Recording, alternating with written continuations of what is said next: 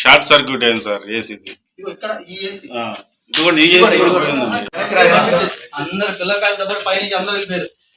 వేస్తున్నా visual sir అయింది అంటే ముందుగానే వచ్చేసారు అంటే అల్లు వీళ్ళు తెలియగానే ముందుగానే బయలుదేరేశారు. అది కూడా మొత్తం కలిపి తీస్తున్నాను సార్.